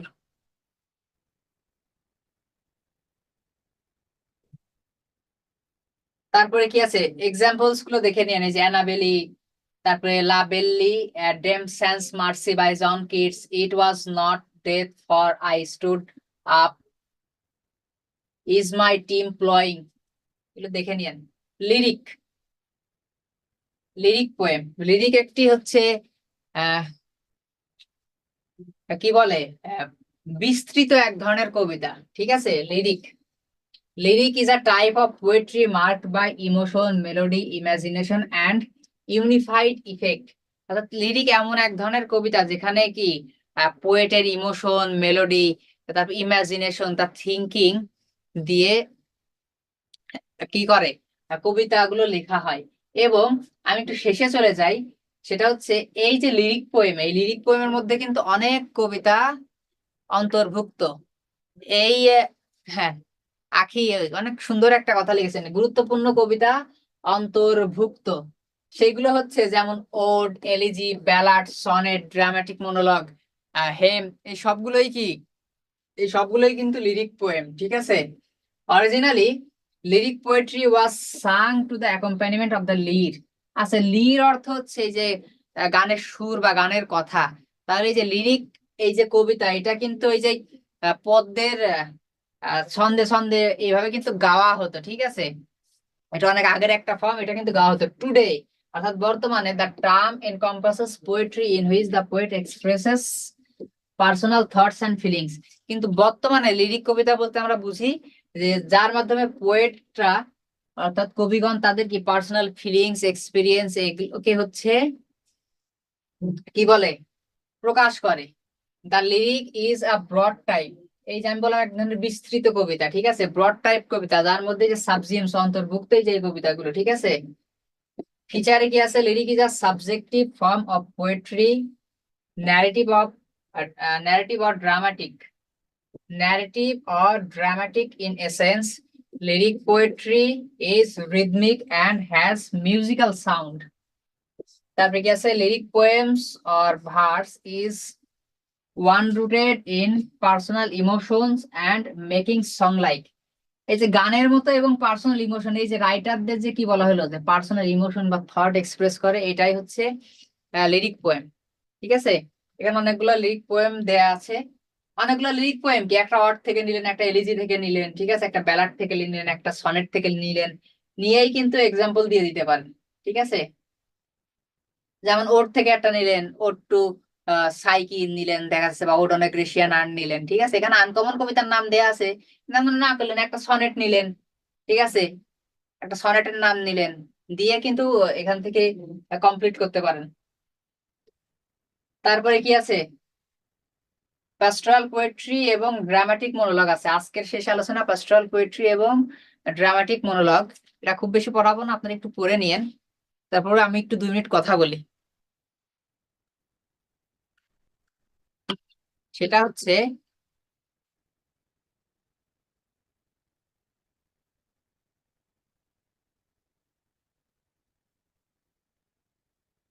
অনেকে ইয়ারকি মেরেও লিখেছেন, যাই হোক আমি ওইগুলো বাদ দিই। একজন লিখেছেন কমন পাবেন ইনশাল্লাহ। ঠিক আছে, পড়বে ইনশাল্লাহ লিখেছে। আর একজন লিখেছেন যে ইনশাল্লাহ এর মধ্যে থেকেই কমন থাকবে, এগুলো বাদ দিয়ে কি গুরুত্বপূর্ণ প্রশ্ন আছে নাকি? তো এই কথাগুলো সত্য, তাহলে এগুলো থেকেই বুঝেন। অনেকের কোশ্চেন কমাই দিব, আজকে সময় না পেলে অন্যদিন দিব, 3-4টা কমাই দিব আর কি, বা গ্রুপে পোস্ট করে দিলেও তো হয়ে যাবে। এগুলো তার ধরে ধরে দেখানোর নেই, প্রশ্ন নাম্বার দিয়ে দিয়ে দিলেই হয়ে যাবে। ঠিক আছে, তাহলে যে কথাটা বলছিলাম, যে এই যে 39টা প্রশ্ন আপনাদের পড়ানো হলো, এগুলো কি একদম ফেলনা জিনিস? হয়তো আপনি বলতে পারেন যে স্যার 2-1টা যদি কমন না পারে, 2-1টা কমন না পড়লে প্রথম থেকেই বলছি, যদি বিদ্যাবাড়ির স্টুডেন্টদের কমন না পড়ে, তাহলে আপনাদের যেমন খারাপ অবস্থা হবে, আপনাদের থেকে বেশি খারাপ অবস্থা হয়তো অন্যদের হবে। ঠিক আছে, আপনাদের থেকে বেশি খারাপ অবস্থা হয়তো অন্যদের হবে। তো এখন আপনার অল্প খারাপ নিয়ে যদি আপনি চিন্তা করেন, তাহলে অন্যদের বেশি খারাপ নিয়ে আপনি কি, ওইটা দেখেও তো আপনার খুশি হওয়া উচিত। আর সবকিছুই ভরসার উপরে। ঠিক আছে, কমন নাই পড়তে পারে, কমন পড়বে না এটা স্বাভাবিক, কমন পড়বে এটা অস্বাভাবিক, কারণ প্রশ্ন তো আর আমি করিনি। ঠিক আছে, আমি ধারণা থেকে ধারণা থেকে কিন্তু আমি এই প্রশ্নগুলো সিলেক্ট করেছি এবং আপনাদের পড়িয়েছি, এবং আমার দিক থেকে আমি যথেষ্ট আন্তরিকতার সাথে পড়িয়েছি, এবং আপনাদের আস্থা রাখতে হবে। ঠিক আছে, কি পড়বে না পড়বে পরীক্ষার হলে না গেলে তো বুঝতে পারবেন না। এবং আপনাদের সাথে যে কাজটা ঘটতে পারে, সেটা হচ্ছে কমন ঠিকই পড়েছে, কিন্তু দেখা যাচ্ছে প্রশ্নটা যদি মডারেট করে বা খুব বেশি ঘুরিয়ে দেয়, সেটাই আপনারা একটু বেগ পেতে পারেন। বা অনেক সময় আছে আমরা প্রশ্নটা এক ফর্মে পড়েছি, ওর সাথে একটু লেজুর দিয়ে দিছে। ঠিক আছে, তাই আছে আমরা সংজ্ঞা পড়িনি, পাস্টোরাল পোয়েট্রি কি, পাস্টোরাল পোয়েট্রির সাথে আরেকটা প্রশ্ন দিছে। এখন 10 নম্বরের প্রশ্ন, তাহলে পাস্টোরাল পোয়েট্রি কি আমাকে আলোচনা করতে 2-3 মার্কের আলোচনা তো আছেই, কিন্তু আমার পরের অংশটা কমন, তাহলে আমার এই যে 10-এর ভিতরে 7 মার্ক কমন, 3 মার্ক কমন নেই সাপোজ, এই যে এই জাতীয় প্যারায় একটু পড়তে পারেন, এই জাতীয় প্যারায় আপনারা পড়লে সবাই পড়বে, ঠিক আছে। সো এগুলা নিয়ে মানে খুব বেশি টেনশন করার কিছু নেই। আমার কাছে কি নেই, আমার কাছে কি নেই এইটা নিয়ে টেনশন না করে বরং আমরা এইগুলা নিয়ে মানে এগিয়ে যাই যে আমার কাছে কোন অস্ত্র আছে, ঠিক আছে। এইগুলা নিয়ে এগিয়ে গেলেই, যার টেনশন হচ্ছে তাকে কি, তাকে মানে প্রশ্ন হাতে ধরাই দিলেও তার টেনশন কমবে না। একজন লিখেছেন স্যার প্রিভিয়াস ইয়ারের কোশ্চেন পড়বো, পড়তে পারেন, সমস্যা কি? প্রিভিয়াস ইয়ারের কোশ্চেন পড়তে পারেন, সমস্যা কি? পড়লে তো সমস্ত বই পড়তে পারেন। আপনাদের জন্য তো এটা নিরুৎসাহিত কখনোই করা হয়নি, বরং আপনাদের আশা দিয়েছি যে এর ভিতর থেকে কমন পড়তে পারে। শিওর দিইনি, আশা দিয়েছি। শিওর দিতাম যে আমি প্রশ্ন করতাম, তাইলে আমি শিওর দিতাম যে এগুলোর ভিতর থেকে পড়তে পারে, ঠিক আছে। আচ্ছা যাই হোক, আমরা একটু প্যাস্টোরাল পোয়েট্রিটা দেখি, ঠিক আছে। একটু জাস্ট আলোচনাটা দেখি। Pastorals refer to literary work dealing with shepherd or rustic life. আচ্ছা, তাহলে এই যে শেফার্ড বা রাস্টিক লাইফ নিয়ে আলোচনা করে কি, এই যে প্যাস্টোরাল বলতে আমরা কি বুঝি? লিটারারি ওয়ার্কের ক্ষেত্রে প্যাস্টোরাল অর্থ গ্রাম্য, কিন্তু যদি আমরা লিটারারি সেন্সে চিন্তা করি যে প্যাস্টোরাল পোয়েট্রি বা প্যাস্টোরাল পোয়েমস যাই আসুক না কেন, ঠিক আছে, এই দিক থেকে চিন্তা করি, তাহলে এটা কি শেফার্ড এবং রাস্টিক লাইফ নিয়ে ডিল করে। শেফার্ড কি, এই যে কি বলে, শেফার্ড মানেও মাথায় আসছে না, দেখেন এই যে গরু মোষ চড়াই, কি বলে? এই গরু মোষ চড়াই এদের কি বলে? রাখাল। দেখছেন কি অবস্থা, মাথার ভিতরে কিচ্ছু নাই। তাহলে এই যে রাখাল, ঠিক আছে, রাখালদের এবং গ্রাম্য গ্রাম্য যে জীবন, এগুলা নিয়েই কিন্তু এই যে প্যাস্টোরাল যে পোয়েট্রি গুলো লেখা হয়। Pastoral poetry is highly conventionalized, it is musical composition dealing with pastoral subject and portraying pastoral scenes. pastoral scenes কেন? কারণ এই যে গ্রাম্য জীবন, একজন মেষপালক কি শহরে থাকে? মেষপালকের জীবন তো অবশ্যই কি গ্রাম্য জীবনই হবে। It is a poem describing the life manners of shepherds. In general, it refers to a poem which deals with country or country life. Country মানে কিন্তু দেশ না, কান্ট্রি লাইফ বলতে ওই যে রাষ্ট্রিক বা গ্রাম্য জীবনকেই কিন্তু বোঝায়, ঠিক আছে। It presents an idealized rather than realistic view of rustic life. তাহলে তার মানে এখানে দেখছি ইট প্রেজেন্টস অ্যান আইডিয়ালাইজড, আইডিয়ালাইজড একটা রাস্টিক, অর্থাৎ একটি আদর্শ কি গ্রাম্য জীবন বা শেফার্ডের জীবন কেমন হয় সেটা কিন্তু তুলে ধরে, ঠিক আছে। ফিচার দেখে নিয়েন, এক্সাম্পল তো মাস্ট বি মুখস্থ করবেন। এই যে কি বলা যায়, the passionate shepherd to his love by Christopher Marlowe, this lime tree bower my prison by S T. Coleridge, ode to Psyche by John Keats. দেখে নিন। তারপর কি আছে, ড্রামাটিক মনোলগ, সব থেকে সহজ জিনিস, ঠিক আছে, এইটা আর পড়াইলাম না। ড্রামাটিক মনোলগ সব থেকে সহজ জিনিস, এটা আর পড়াইলাম না, ঠিক আছে। আর আজকে আমার দিনভর ক্লাস আছে, পুরো দিনভর ক্লাস আছে, সময় খুবই কম, গ্যাপ নাই। সো পিডিএফ করে মাথা নষ্ট করবেন না, ঠিক আছে। পিডিএফ আজকেই দিব ইনশাল্লাহ রাত্রের ভিতরে, আর যদি ফাঁকা টাইম পাই দিয়ে দিব। সবাইকে তো এভরিওয়ান মেনশন করেই দিই। এই গ্রুপের ভিতরে চিল্লাচিল্লি করবেন না, কারণ এই যে 12টায় আপনাদের ক্লাস শেষ হওয়ার সাথে সাথে আর একটা ক্লাস শুরু হবে। আপনাদের জন্য আর কি প্রে করব, আপনারা তো ভালোই আছেন। ভালো মানুষের জন্য আর কি প্রে করব, যারা দুস্থ তাদের জন্য প্রে করব। খাওয়া দাওয়ার সময় নাই, খাওয়া দাওয়ার সময় নাই। সকাল 4টা থেকে শুরু করলাম আপনাদের 12টা পর্যন্ত, 12টা থেকে 2টা আছে, 2টা থেকে 5টা আছে। হ্যাঁ,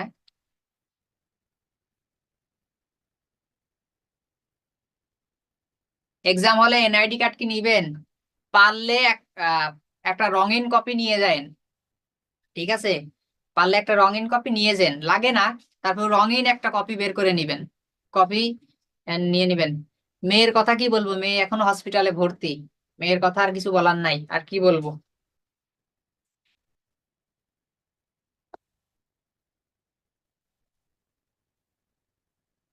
আপনাদের ভেতরে যদি কোনো ভালোবাসা থাকে ন্যূনতম, আমার মেয়ের জন্য একটু দোয়া কইরেন, ঠিক আছে? আমার ঘরের একমাত্র প্রদীপ, আমার প্রদীপটা যেন নিভে না যায়। আপনাদের কাছে আমার প্রার্থনা, আপনারা দোয়া রাখেন, ঠিক আছে? যে যে ধর্মেরই হোক না কেন, একটু দোয়া রাখেন।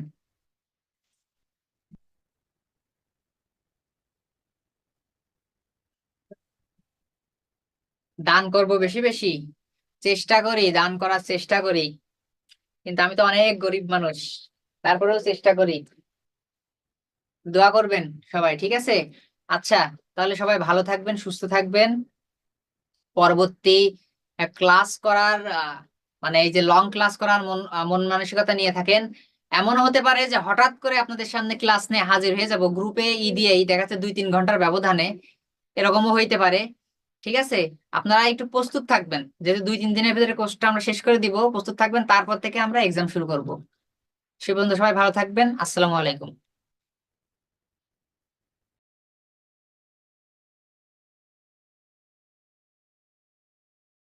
এটা 3 নম্বর ক্লাস, সরি এটা 4 নম্বর ক্লাস, বাট অনেকের সাথে এটা প্রথম বা অনেকের সাথে এটা দ্বিতীয় ক্লাস। 4 নম্বর ক্লাস বলছি এই কারণে অনেকে মানে কনফিউজিং ফিল করেন না, কারণ হচ্ছে আছে ক্লাস লেকচার 2 এর, বাট লেকচার 1 2বার হয়েছে। লেকচার 1টা এই ব্যাচে 2বার হয়েছে, কারণ যখন লেকচার 1 নেওয়া হয়েছিল তখন কিন্তু স্টুডেন্ট মাত্র 50 থেকে 60 জন ছিল।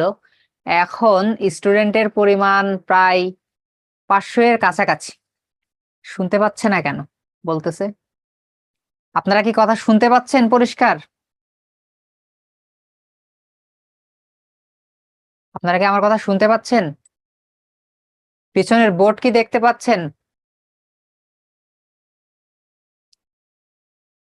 সাউন্ড এবং ভিজুয়াল ক্লিয়ার কিনা একটু জানান দয়া করে। সবাই ক্লিয়ার লিখছেন, সো যিনি কমেন্ট করেছেন যে ক্লিয়ার না, তিনি তার সাউন্ড সিস্টেম এবং ভিডিও একটু মানে খেয়াল করুন, তার হয়তো সাউন্ড সিস্টেমে কোনো প্রবলেম আছে। তো যেটা বলছিলাম, যে এই গ্রুপে আপনাদের সাথে, আপনারা তো 3 নম্বর ব্যাচ, আপনাদের এখানে ইন্ট্রোডাক্টরি ক্লাস হয়েছে 2টা। অনেকে পরে জয়েন করেছেন গ্রুপে, তাদের উদ্দেশ্যে বলি যে আজকে 2 নম্বর ক্লাসটা মানে লেকচার 2 এর ক্লাসটা করতেছেন ভালো কথা, বাট ইন্ট্রোডাক্টরি ক্লাস 2টা আপনাদের জন্য মাস্ট। এটা করলে আপনি অনেক প্রশ্নের উত্তর নিজে নিজেই পেয়ে যাবেন। এক্সট্রা করে ক্লাসে আবার জিজ্ঞেস করা লাগবে না যে স্যার এটা কেন হলো, স্যার এটা কেন হলো। Please, I can not hear you sir. এটা আপনার সমস্যা, কারণ আপনি ছাড়া কোনো একটা সিঙ্গেল পার্সন কমেন্ট করেনি যে শুনতে পাচ্ছি না। দেখুন আপনার সাউন্ড মিউট করা আছে কিনা, এখানে কোনো প্রবলেম আছে কিনা দেখেন। আপনাকে বলছি না।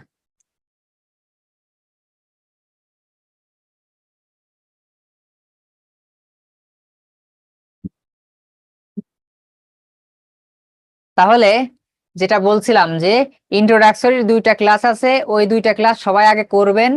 তারপরে 1 নম্বর লেকচারের ক্লাস 2বার নেওয়া হয়েছে, যে কোনো একটা করলেই হবে। যারা করেননি এর আগে, যারা করেননি 1 নম্বরের লেকচারের ক্লাস একটা করলেই হবে। আর আজকে তো 2 নম্বর লেকচার আমরা ক্লাস তো করতেইছি।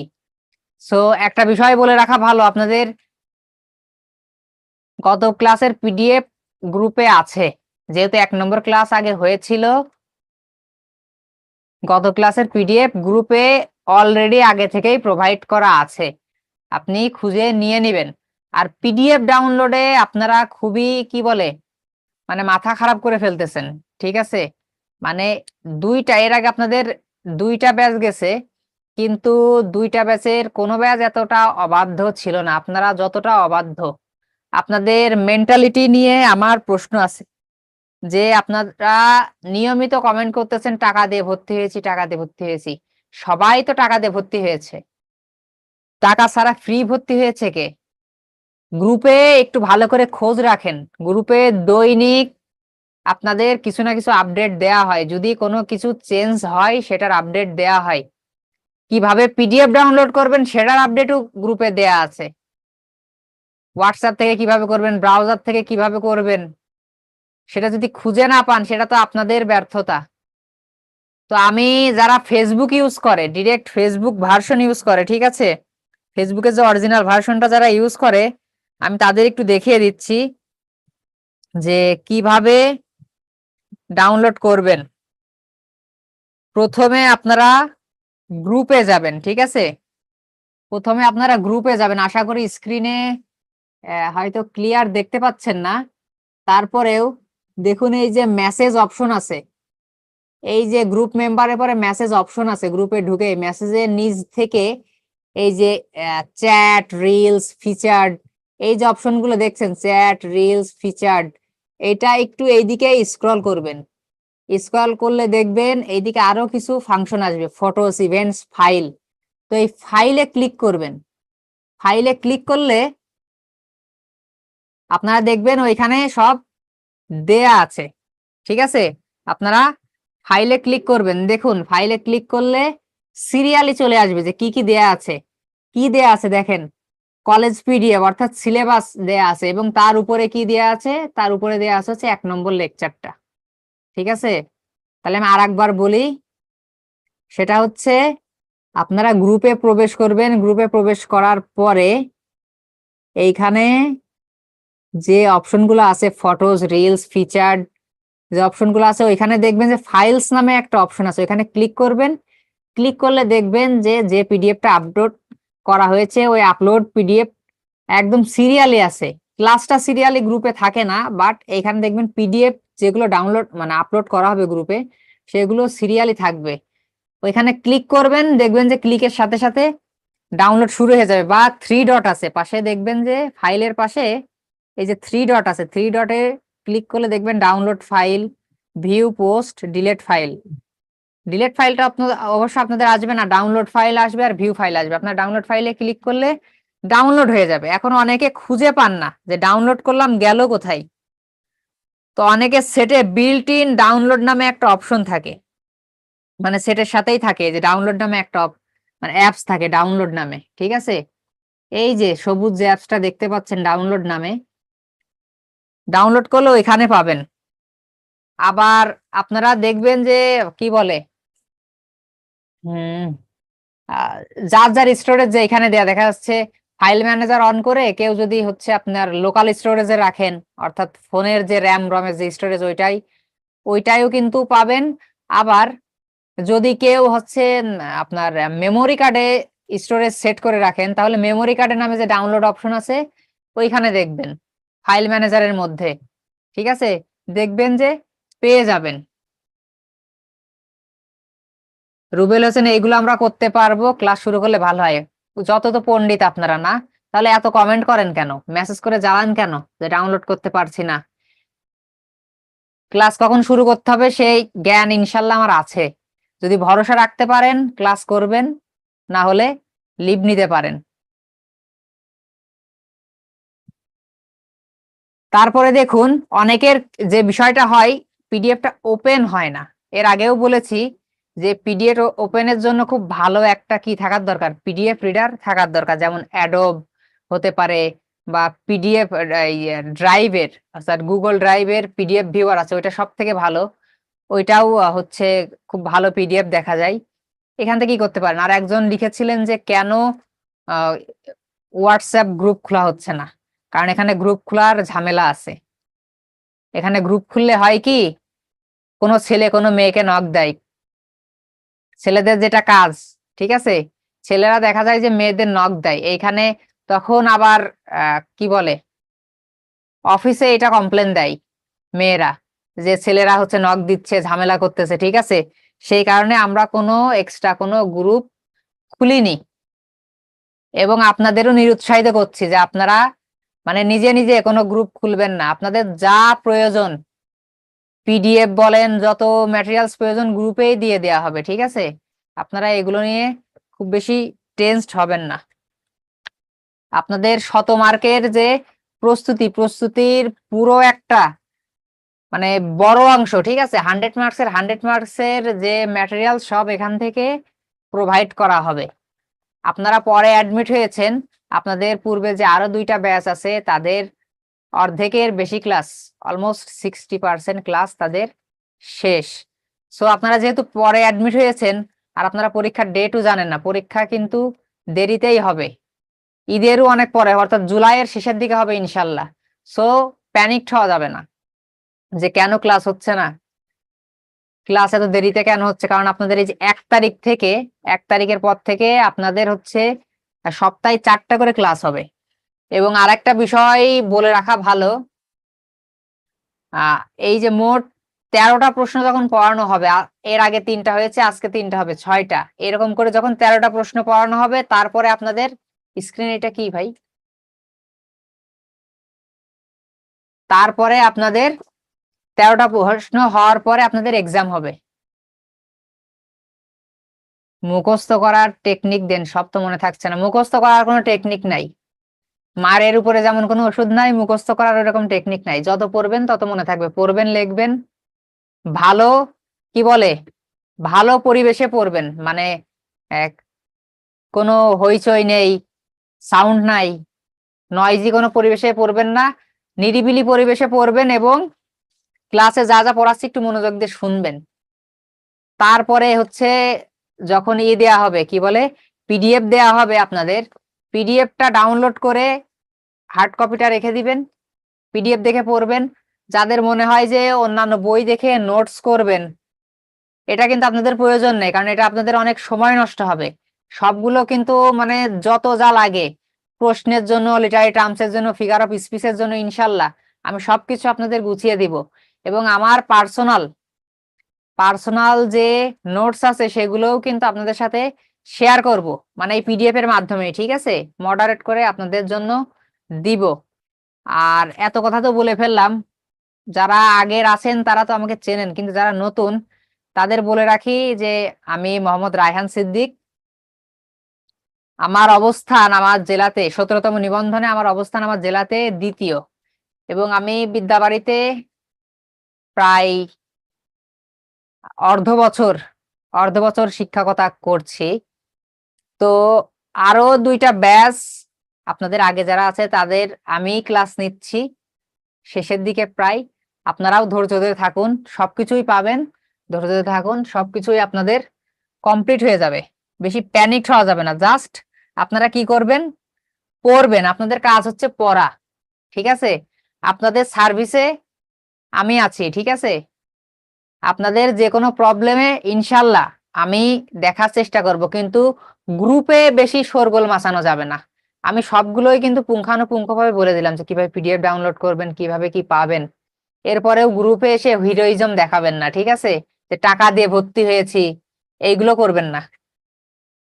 নিজের বংশের পরিচয় গ্রুপে দিয়ে যাবেন না, সবাই ভদ্রতা নম্রতা বজায় রাখবো, কারণ আমরা কি একজন কলেজের প্রভাষক হিসেবে জয়েন করব, তো যারা জয়েন করব তাদের আচরণটা যেন ঠিক ওইভাবেই কলেজের প্রভাষকের মতোই হয়, আমি আপনাদের কাছ থেকে এই আশাটা করব।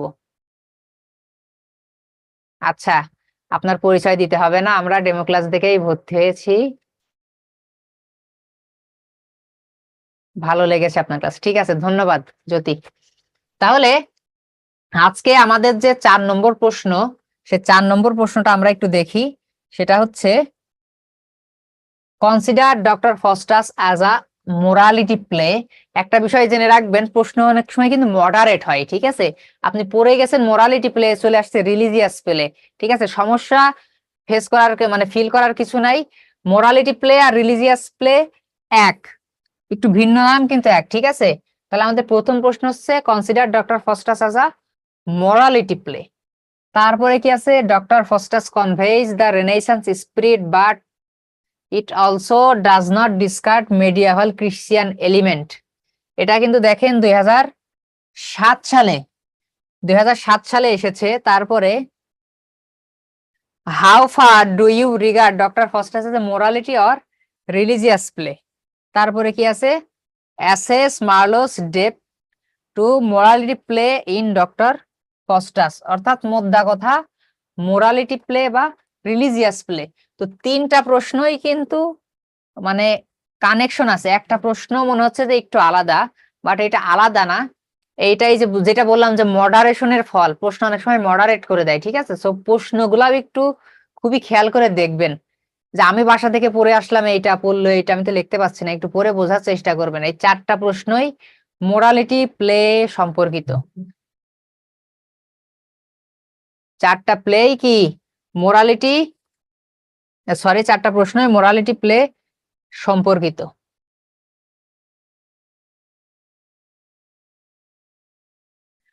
যারা আগে ক্লাস করেননি তাদের উদ্দেশ্যে বলে রাখি, এই যে ইন্ট্রোডাকশন, আমরা ইন্ট্রোডাকশন পার্ট শুরু করছি, এই যে ইন্ট্রোডাকশন যে পয়েন্টটা লেখা আছে এবং শেষে কনক্লুশন যে পয়েন্টটা লেখা থাকবে, এই ইন্ট্রোডাকশন এবং কনক্লুশন পয়েন্টটা আপনারা উল্লেখ করবেন না।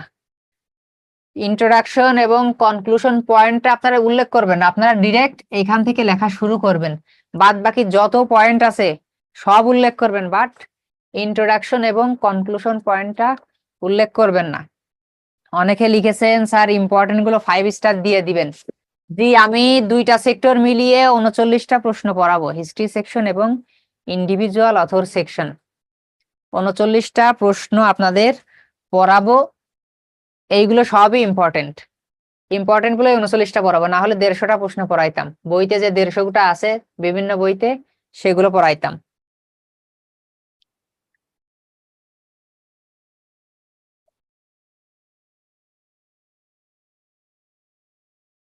তাহলে চলুন শুরু করি। The renaissance was a period of fundamental change. অর্থাৎ যারা আমরা প্রথম ক্লাস করেছি আমরা জানি যে রেনেসান্স কতটা ইম্পর্টেন্ট ছিল ইংলিশ লিটারেচারের ক্ষেত্রে। চৌসারের এজে রেনেসান্সের বেসমেন্ট তৈরি হয় এবং রেনেসান্স এসে আমরা দেখি যে সবকিছু আমূল একটা পরিবর্তন হয়, ফান্ডামেন্টাল যে চেঞ্জ হয় সেটার কথা বলা হয়েছে। The word renaissance means revival of learning and knowledges which marked the end of dark ages and beginning the modern world। অর্থাৎ এই যে রিভাইভাল, এই রিভাইভাল বা নবজাগরণের ফলে কি হয়, আমরা দেখি যে ডার্ক এজের এন্ডিং, অর্থাৎ যে অন্ধকার আচ্ছন্ন যুগ, সাহিত্য শিল্প সকল ক্ষেত্রে যে কি বলে অন্ধকারতা, ঠিক আছে, যে ধোঁয়াশা, সেই ধোঁয়াশা কিন্তু দূর হয় এবং শুরু হয় কি মডার্ন ওয়ার্ল্ডের নতুন চিন্তা ভাবনা, নতুন থিঙ্কিং, এইগুলোর কি জন্ম হয়। তারপরে দেখি the renaissance gave in human outlook which was dominated by religious dogma and Christian theology. এখানে এসে আমরা দেখছি যে এই রেনেসান্স কি মানুষের যে মনোভাব বা ধর্মীয় যে দিক, ধর্মীয় যে চেতনা, সেই চেতনায় কিন্তু আমূল একটা পরিবর্তন আনে।